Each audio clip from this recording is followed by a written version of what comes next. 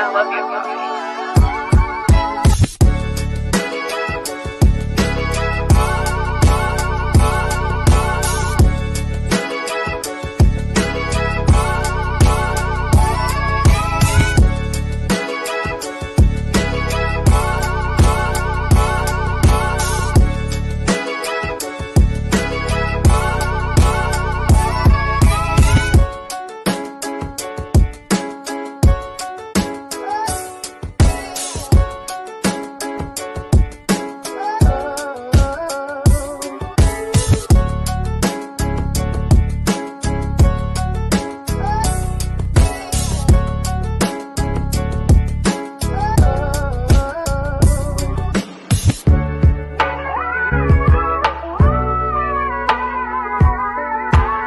What is going on, ladies and gentlemen? Happy St. Patrick's Day. Top of the morning. We're back. We're better than ever. It's St. Patrick's Day in Chicago. Obviously, it's officially tomorrow, but the river is green and the fish are confused. We are here. I hope everybody had an amazing St. Patrick's Day weekend, whether you're going to the parade tomorrow, you're at one of the parades today, or just going wild on the north, south, east, or west side of Chicago, having a great time. So be safe, be lovely. Don't drink and drive. But today, we're talking about everything Chicago Bears with my guy from inside the Hoosier mind, Tony Hollinsworth. Tony, how we feeling? Hey, I'm feeling great. And for anybody that doesn't know, I sent this to Mike in our personal chat. St. Patrick's Day is basically Cinco de Mayo for us gingers, for us redheads. It's our day, so I'm excited. And I will say, for those poor fish, can you imagine just swimming, minding your own business? Next thing you know, the water's just green. You're like, what happened? I Like, feel why like is this it's green? like one of those things where you don't understand why it's happening. All you know is that once a year, like I bet you it's like a traumatic day. Like it's like an earthquake once a year, and it's like, oh my God, the green is back, and they just go crazy. But it's obviously non-harmful to any of the fish. We have to point Right. that out there for all of the yuppies in the city that just feel like I don't know why you dye it green. Well, we dye it green because we're having a ball. We're having a great time. And I think the two greatest things I've ever seen involving the Chicago River was, well, they always have the air and water show, which is a great time. And then Yeah. obviously when the Chicago Cubs won the World Series, they dyed it blue. And it was like a different kind. It was like a cubby blue. It was the cleanest thing in the world. Mhm. And obviously St. Patrick's Day, I've done it for years. It's an absolute blast. It was a rough one. It was a rough one this go around. I was doing a live stream all night with my boy, Give Us a Shot, Mike Powers. He raised $8,000 to the Children's Hospital for a race that's happening this Sunday with Alyssa. Completely dope foundation, completely dope race. I thought it was a super dope thing to be a part of. So didn't get much sleep, but it's okay. It's okay. It's for the kids. And didn't one time they drop like a whole ton of ducks in the Chicago River, just like Yes. rubber ducks like floating down? I Yes. remember that too. I was like, okay, that's kind of funny. I'm not gonna lie. And like rubber ducks are like people that know me know that like ducks and otters are like my favorite animals. And like so when I saw those ducks, I used to collect little rubber ducks. There used to be a vending machine at Harlem or Irving Plaza. And if you ever seen it, like it's nah, you're capping to me. Don't lie to me. Are you for real? Give me a Oh, sec, Tone. I'm hearing that Brandon Ayuk was traded to the Panthers, oh, but I haven't seen anything on that yet. Potentially.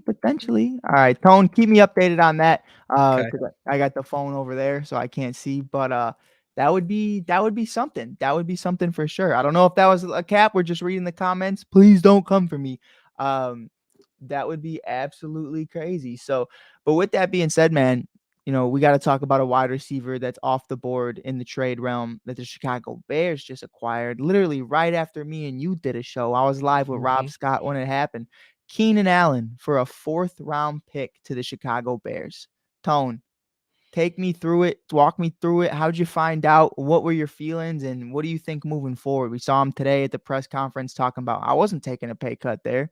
Now he's happy to come here, 1-year deal. What do you think about the future of Keenan Allen and the Bears? Do you see it being long term, or is this just a 1-year thing?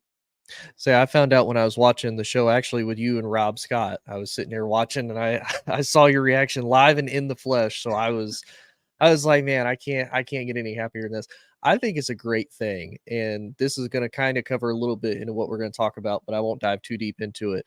it gives, no matter who's going to be the quarterback, is going to give them a solid number one guy that a lot of people I feel like don't give Keenan Allen the love and praise that he gets, because he's secretly almost always a top 10 wide receiver I think when it so. comes to his production. I know the last couple of years he's had some injury issues and whatnot, but all honesty, like, Career year last year, to be honest. yeah, I mean, last year he was in 13 games, year before 10, 16, 14, 16. So I mean, he's only missing like a few games here and there. He's not missing like a whole season or half a Right. season. He hasn't actually done that since 2016, their last year in San Diego. He only played in one game, and he got 6 receptions for 63 yards and no touchdowns. So other than that, he's been a healthy dude. For Chicago, for a 4th-round pick to get a dude that's 32 years old, the fact that he's a beast, he's been a beast for a long time. He's played with a lot of different quarterbacks, a lot of good quarterbacks, both with Rivers and Herbert both. Whoever the quarterback is getting a solid guy, and it brings a lot of experience and leadership to that wide receiver locker room. No offense to DJ Moore, but it's different when you're a true number one guy that has been a part of a lot of really successful teams, Yeah. especially Chargers, albeit they haven't been able to make it very far. But he's been a part of successful teams and knows what a winning culture looks like nonetheless. For him to come to Chicago, bring a lot of that, he could be a mentor to DJ Moore and whoever the Bears draft as well. It's a win-win for Chicago, to be 100% honest. And like Frankie said, the fact that LA wanted him to take a pay cut, this is one of those where I've always kind of made the argument, do you want to get paid or do you want to win a championship? In Keenan's case with LA, they're in so much bad cap strap at the current moment with Bosa, with Mac, with his contract. Like, if I'm Keenan, look, I don't really know what the future is going to look like. I don't know what Jim's doing, where he's making cuts. He cut Mike, he cut him. If I'm Keenan, Let go of Eckler, like all of them. and Keenan's 32, almost about to be 33. He's coming to the end of his career. He's like, nah, I'm getting close to the end. I need all the money I can get before I can't do this anymore. Right. I agree with you. I think that there's a lot of different levels to it. And I think, when you look at it for what it is, I think the great point that you brought up was like DJ Moore is a number one wide receiver. And there's no questions about it. You know what I mean? Like DJ is a solidified one. But Mm-hmm. on a championship caliber team, I haven't seen DJ surrounded by a lot of talent to where he's still putting up number one option, or number one numbers, I should say, as the number one option. When I see a guy like Keenan Allen, I've seen others around him, Gerald Everett in his prime, Austin Eckler, Justin Herbert, Mike Williams, whatever you want to say about Joshua Palmer. But I think when you see him still able to have that success, he had the most catches, I believe over 100 catches in 2023. He had 7 touchdowns, over 1,200 yards. I believe his career for yards was off by like 100. I think he had 1,300 in one season earlier in the 2010s. But and nonetheless, I mean, it was a career year in a lot of different statistics and a lot of different categories for him. The only thing for me is like, I believe he played 10 games in 2022 and 13 games in 2023. So Yep. obviously there's that decline. And I think, you having an understanding of, you're the number one option. You're getting fed the most. You're getting over 100 receptions a season. You're trying to win games, with Justin Herbert and Keenan Allen as that 1-2 tandem. And I think when you bring in DJ Moore to that and bring Keenan in, it's like, okay, well, now we can split this. Now the workload isn't all just on DJ Moore like it was in Carolina and like it was, to be completely honest. Tony, do you know the one receiver that caught a touchdown other than DJ Moore in 2023 for the Chicago Bears? Do you know? If I had to guess, let's see. I know it wasn't Darnell Mooney. Maybe Tyler Scott or Byron Pringle. It was Chase Claypool in the Chase first 5 Claypool. weeks of the season. Other than that, it was Cole Kmet and, the RBs, and DJ Moore. DJ Moore is obviously 8-0 touchdown interception ratio, 1,300 yards. Great. But you really couldn't hit anybody else. Sure, Cole Kmet counts if you want to count him, but from a wide receiver perspective, in that wide receiver room, they were doo-doo in the butt, as Pride would say. But, I think to really break that down and understand that now DJ and Keenan are going to be able to just feed off of each other and kind of pick up on each other. I think this is honestly the best Chicago Bears wide receiver duo since Brandon Marshall and Alshon Jeffrey in the Jay Cutler era. Like, this is a beautiful thing. And a lot of people would even agree and say that this is even better than that was. So it's like, to me, I think Keenan is definitely Like I think you can make an argument DJ Moore versus Brandon Marshall. You know what I mean? Especially Yeah. where they're at in current time. Like prime Brandon Marshall, sure, maybe not. But Brandon Marshall on the Bears versus DJ on the Bears, I think there's an argument. But Alshon Jeffrey, Keenan Allen clears 10 times out of 10, even Yeah. at age 32. So I love it. I think it's a great move. I also want to give an update. I think what we heard there was Brandon Ayuk going to the Carolina Panthers in the comments section. I believe that was more of a question than a statement. I've been looking. I haven't seen anything on that. As far as I know right now, Brandon Ayuk is still a part of the San Francisco 49ers. I haven't seen any breaking news. I haven't heard anybody. I've obviously heard the rumors. But as of right now, Tone, not to get off topic, but I'm very excited to see Bryce Young this year, especially after the draft. You're looking at Deontay Johnson and Adam Thielen, and who else did they bring in? Another wide receiver too. They're bringing in some names, and I'm Yeah. excited to see what Bryce has going for year two. Yeah, I am too, and I do want to add one thing real quick too on Keenan Allen. No matter who they draft, if they draft a wide receiver, I think it's good because Keenan not only brings a leadership perspective, but again, he can be a rotational guy out. I know when that news broke about Keenan getting traded to the Bears, that one of the guys in my group chat had mentioned that, oh, they're not going to draft Marvin Harrison Jr. to be the number 3, and it's like, well, he don't necessarily have to be the number 3. If you're worried about Keenan getting injured, or if you're worried about DJ getting injured, now you have potentially 3 guys, whether it's Marvin, whether it's Malik, or whether it's Rome Odunze. You can rotate those guys in and out, and you still Right. have a solid 1 and 2 on the field. Or if you want to have all 3 on the field, you have that legitimate option to be able to do that.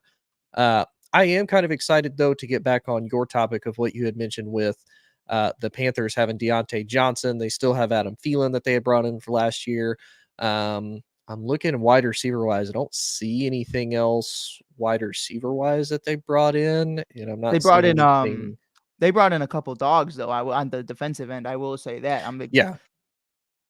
very excited about that, and I like what you're bringing up. And, when we talk about that, I guess we can skip the Bryce Young stuff because that's all we got based off of right now is just the weapons he has. There's nothing else we can really break down. But, I think the big thing for me is when we talk about it all the time, whether you are a Justin Fields supporter or a Caleb Williams supporter. And our next topic is going to be about Justin versus Caleb and where the Bears are at right now. We heard some stuff about Pittsburgh today, so bear with us if you're tuning in. Make sure you hit I see that what you did follow there. button. Huh? I see what you did there. Bear with us, because bear down. Bear with us. But no, like I think here's my thing, because I hear everybody say, no, irresponsible. There's so many holes on this team. And you can't draft a receiver in the first round. Listen, I don't know if it's with the number 1 pick or trading down the 2 or 3, or if it would be with the number 9 pick. But the Chicago Bears definitely have to go receiver in the first round, whether it's at 1 or 9. Obviously, if I'm saying 1, it's not necessarily 1. It would be 2, 3, or 4. Hello? Wow, bro. Nah, bro. Hold on. Give me a second. According to Ian Rappaport, the Bears are trading Justin Fields to the Steelers. Wow, Wow. bro. Okay. Okay. Wow. Justin guess Fields is traded to the Pittsburgh Steelers. I guess that confirms that they're drafting a quarterback. It's probably going to be Caleb, but they're drafting a Wow. quarterback nonetheless. Wow, bro. Wow. Well, I guess that answers our question as far as who they're building it for. Wow. But before we dive too deep, bro. Wow. What did they get? Wow. Justin Fields is officially a Pittsburgh Steeler. yep. Swear to God, every time I'm live, some shit goes down. This is like at this point, I just shit. Wow, bro. Wow, bro. Wow. Holy shit. Swear to God. So everyone's mad at me in the comments talking about wow. Ian Rappaport just reported the Chicago Bears have traded Justin Fields to the Pittsburgh Steelers. Wow, bro. Tony, Tony, what the fuck? Tony, please say something. It's They it's got just a crazy, man. Like what the a 6th rounder, that's it? wow. I don't know. I mean, I know we've talked about it. We went in depth, and we'll probably go in depth on it more when it comes to how we feel about Caleb. Right. I don't get the why. Like, you never truly gave the dude a chance as far as being your number one. You finally give him a legitimate wide receiver last year. He has a great chemistry with him. His other supporting cast is terrible as far as his number two. He had his running backs and he had his tight end, but that's about it. He was still Right. having to run for his life with his O line. And like you brought up a few months ago, do the Bears not realize the terrible like tendencies that they're going into? They've traded the quarterback that they just drafted a few years ago with a head coach that's coming into the season already on the hot seat, that if he doesn't do well, they're going to fire him. And then what are they going to do when he gets fired? They're going to bring in another head coach. This head coach is going to say, Caleb's not my guy. I didn't pick him. I didn't want to pick him. I just had to make it work. And then they're going to do this same vicious cycle all over again. And I don't really get why. Like, Fields is not a bad quarterback. I know you watched him at Ohio State. I even watched him at Georgia. One of the things that I was going to kind of reach for a tiny bit, as far as maybe some clues saying that they were going to keep Justin, was the fact that they did bring in DeAndre Swift because they were teammates at Georgia. Like, Right. okay, maybe a little bit of the chemistry there, but I mean, just the fact that you finally decide to trade him, you get a 6th round pick out of it in next year's draft, not even this year's, but next year's draft, just blows my mind, man. I mean, good for Pittsburgh. Like, they have an option after Russ, and maybe they can build around him. But Right. Well, here's what we're gonna do. I have to send Tony another link because I have to change the bio and title of this episode.